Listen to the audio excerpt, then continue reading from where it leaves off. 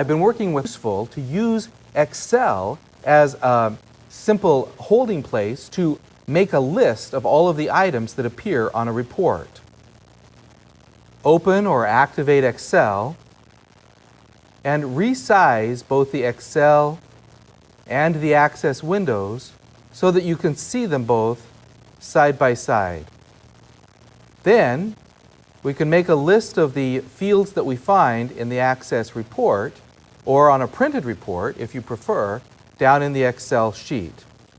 Let's make titles of what the item is, and the thing that's most important to watch for is when that item can possibly change.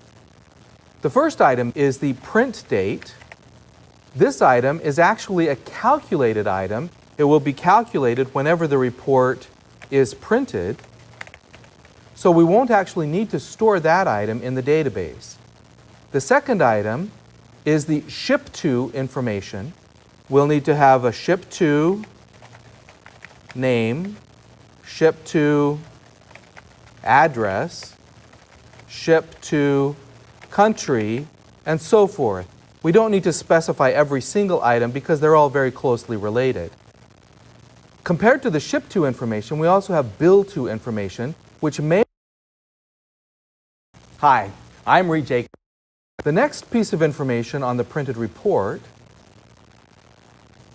includes this list of information.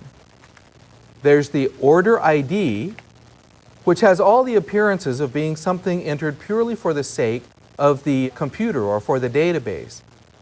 Items like that, let's just put the word key by and worry about them later because we want to think about the logical structure of the database first.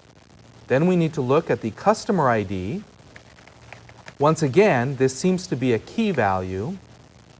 Then there's the salesperson. The salesperson is actually a name which typically has a first name and a last name value. It's possible to store a name in the database simply as the combination of first name and last name. But if you think about how you might possibly use salesperson name in a variety of contexts, it's very possible that you'd want to create one list that's sorted by last name and another list that may have the full person's name in it. Because of that, it's probably a good idea to split the name into two separate entries, a first name entry and a last name entry. So we'll enter first name and last name, and these both change whenever you have a new employee. The next field on the report is the order date. This would change every time you have a new order. The next fields are the required date, the shipped date, and the shipped via field.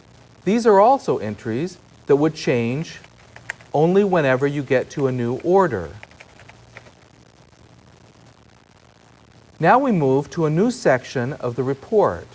This one has a repeated list of product information.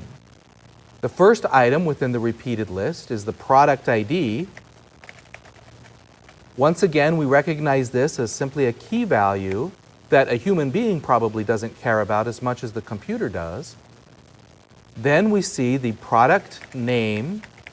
Now, a product name will not change every time you place a new order.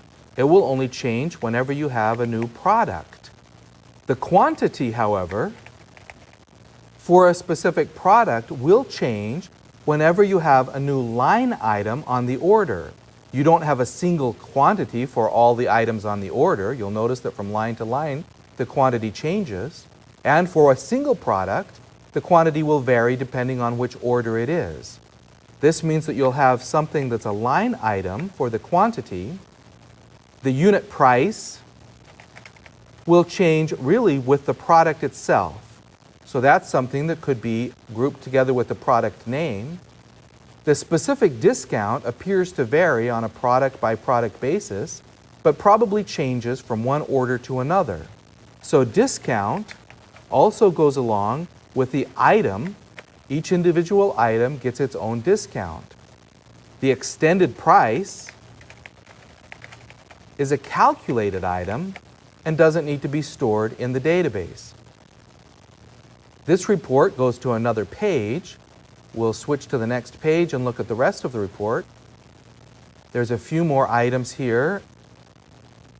And then finally, there's subtotal, which once again is calculated, freight, which will vary from order to order, and finally the grand total, which we see as being calculated.